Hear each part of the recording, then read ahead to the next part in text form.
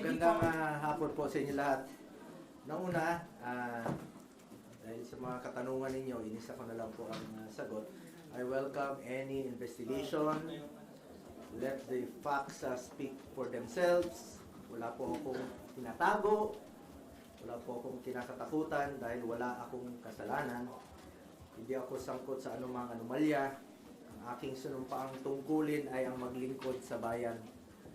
At hindi ko po sasayangin yung tiwalang binigay po ng taong bayan sa akin. I am one with the Filipino people in this crusade against corruption. Kasama niyo po ako rito. At hindi po tayo titigil at wag po tayong pumayag na ilihis po ang katotohanan. Kasi pag inilihis po nailihis po ang katotohanan, magulo po yan. Magkakagulo po pag inilihis po ang katotohanan. Tumbukin niyo po yung dapat tumbukin. Hanapin niyo po yung dapat hanapin. Yung talagang mga totoong buhaya. Yung mastermind talaga. Eh bakit i-atras ngayon? With all due respect to the Ombudsman, sinusuportahan po natin lahat ng investigasyon. At isa po ang aking masasabi, I do not know the Discayas. Hindi ko po kilala. In fact, nung hearing, nung mga nakarambuan dito sa Senado, tinanong ko sila, ang mga Diskaya. Tinanong ko sila, meron ba kayong joint venture with the CLTG? Yes. Tapos na ba? They answered yes. Napapakinabangan na ba? Yes. So, doon po, nagkaroon po ako ng interest din bilang isang senador at miyembro po ng Blue Ribbon na kung may pagkukulang, pagkakamali, kung anomalous o substandard, panagutin niyo, sinabi ko doon. Ako mismo ang willing po akong magkaso. Kasuhan natin yung mga dapat kasuhan, kahit kamag-anak ko. I'm willing to be the complainant kung talagang meron silang pagkukulang. At may pagkukulang ang Diskaya, kasuhan nyo. Wala po akong pakialam. Gusto ko accountability. At I'm urging the Diskayas and lahat ng witnesses, please lang, sabihin niyo yung totoo. Huwag po kayong pumayag na ilihis po yung katotohanan. Kawawa yung Pilipino. Kawawa yung Pilipino. Tumbukin natin ang ano yung katotohanan. The truth lang po. Yun naman po ang pakiusap ko sa inyo. Natumbukin po natin ang katotohanan. Mula noon hanggang ngayon, ang pinanghahawakan ko po ang delikadesa. I observe delikadesa in my whole life. Bilang isang probinsyano na taga Mindanao, ang Genyong Bisaya, pangalan ko lang po ang aking pinanghahawakan at hindi ko sasayangin yung tiwala at boto na binigay po ng taong bayan. Ginawa niyo ako number 1. Hindi ko sasayangin yung tiwala binigay niyo po sa akin. At serbisyo lang po ako. Yan po ang kailangan ng taong bayan ngayon. Makatrabaho na tayo at makapagserbisyo po tayo sa ating mga kababayan. Alam niyo, marami pong nabanggit nung hearing. Ang daming mga pangalan, tinutumbok na eh. Daming mga pangalan, di ba? Dami ng mga nakikita, lumalabas sa mga pangalan. Ilang kongresista, ilang mga opisyales, tinutumbok na. Eh, sana naman, ituloy nyo na. Yun po ang gusto nating malaman. Ulitin ko, I am one with the Filipino people. Alamin yung katotohanan. Tumpukin natin kung sino yung may kasalanan. Yung flood control ang issue dito. Yung ghost projects ang issue dito. Yung mga substandard projects ang issue dito. Mga anomalous projects ang issue dito. Panagutin natin ang dapat managot. Huwag tayong lumihis. Ano to? I-cover up? Ano to? Para ilihis yung attention sa totoong may kasalanan? Totoo lamang po. I am for accountability. Dapat panagutin po ang dapat managot. Please lang, nakikiusap po ako, let's make those responsible Let's make them accountable for all this mess. Panagutin po natin ang dapat panagutin. Balikan ko lang po yung sa Senado. Dami na pong na-mention. Dami pong na-mention about the Discayas. Umabot na nga tayo sa Ilocos Norte na merong proyekto doon. Umabot na sa NBI, may proyekto ang Discayas. Iyan ang maaaring naging negosyo nila, makipag-joint venture, magpagamit po ng lisensya. Kung may kasalanan, panagutin niyo po.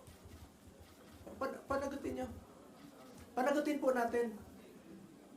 Hindi ko po kilala mga Diskaya. Wala po akong kinalaman sa kanila at wala po akong pakialam sa mga Diskaya. Kasuhan niyo.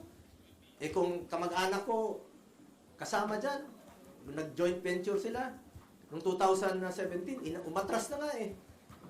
Hindi, panagutin natin. I'm willing to be the complainant. Walang problema doon. Willing po ako na isa ako sa magiging complainant. Huwag niyo po ipahid sa akin ang dumi para kayo ang pumuti. Huwag naman po ang gano'n. Panagutin natin ang dapat managot dito. At isa po tayo ang ating layunin. Managot po ang dapat managot. Ang dami na po nabanggit na kasama ng Diskaya, joint venture ng Diskaya. Yun ang imbestigahan. I am one with ICI.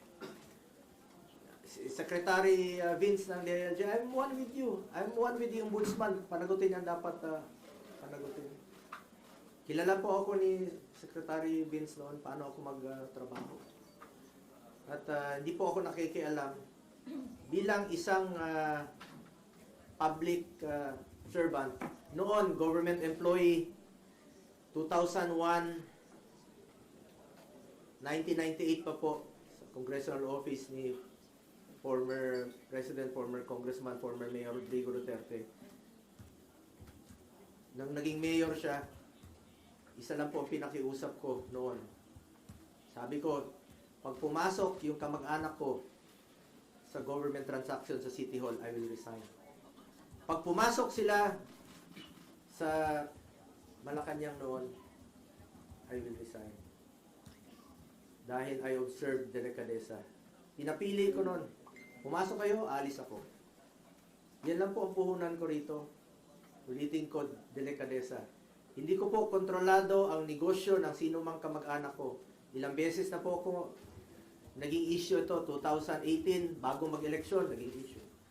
Bago mag-eleksyon ng 2022, hindi naman ako tumakbo, naging issue ng 2021. Bago nag-eleksyon, 2025, kinasuhan ako ng 2024. Mapigilan mo bang may negosyo sila? May mga negosyo po, kahit sino sa atin, may mga negosyo po ang pamilya natin. Wala pa ako sa mundong ito, may negosyo na po ang pamilya ko. Ang tanong po dyan, nakialam ba ako, binigyan ko ba ng pabor ang aking kamag-anak? Hindi. Nakinabang ba ako sa negosyo nila? Hindi. Because I observed delikadesa. At hindi ko po babaguhin yang aking prinsipyo, yung delikadesa po. Kung may kasalanan sila, hindi ko naman mabigyan ng negosyo, kung anong mga negosyo pinasukan nila, uso po yung name dropping. Kahit sino nun, ilang beses ko nang sinabi rito sa hearing, pag ginamit yung pangalan namin ni former President Duterte, consider it denied. Kasi marami pong mga nag-name drop, nakakilala, magpa-picture na ganito. Walang katapusan po yan na issue. Habang nandito po kami sa gobyerno, walang katapusang issue po yan na gagawin sa amin. Kaya ako, inunahan ko na lang po. Meron siya nagsasabi na may magpa-file na naman next week ng kaso, katulad nung kinaso last year, kaso against itong sa pamilya ko na naman. Mapili ko ba yung kamag-anak ko? Kung pwede lang pumili ng kamag-anak, papalitan ko yung kamag-anak ko. Makapili ba tayo ng kamag-anak? Siguro hindi po titigil ito unless na lang palitan ko yung kamag-anak ko. Or, kunin ng Panginoon yung kamag-anak ko, yung tatay ko. Hindi po ako papayag na manghihimasok po sila sa trabaho ko. Ako po ay isang senador, hindi Hindi po ako negosyante, hindi po ako kontraktor. Tatrabaho lang po ako para sa Pilipino. Ngunit ang issue po rito ngayon ay sana po huwag malihis po yung katotohanan. Magulo po yan pag inilihis nila yung katotohanan. Nag-aantay po ang sambayan ng Pilipino.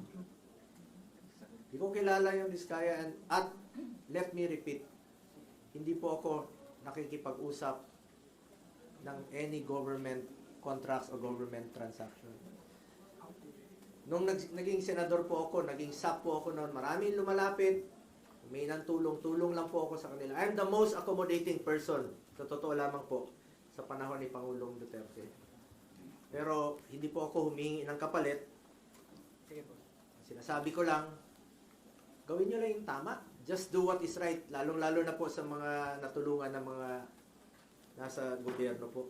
Hindi natin maiwasan, uso yung mga name dropper, walang katapusan gagamitin yung pangalan mo. Ulitin ko lang po, kung may pagkakamali o pagkukulang man ang kamag-anak ko, ako na po mismo ang magpapakaso at magpapakulong po sa kanila. And it would be very unfair on my part na po na maging dahilan pa ako na hindi na po nakipag-cooperate ang Diskaya dahil meron silang pinoproteksyonan. Ako na pong nananawagan muli, not only sa Diskaya, nananawagan po ako sa lahat ng witnesses. Diskaya, lahat ng contractors, magsabi kayo ng totoo. Magsabi kayo ng totoo. Tumbukin po natin yung talagang mastermind. Papunta na eh. Papunta na doon sa mastermind eh. Sa ICI, alam niyo sino yung mga mastermind. Tumbukin niyo po. Sa DPWH, Ombudsman, tumbukin niyo yung mastermind. Sino po yung mga nasa likod nito? Nag-aantay po kami. Nag-aantay ang Pilipino na meron pong mapanagot. Umaatras na ngayon.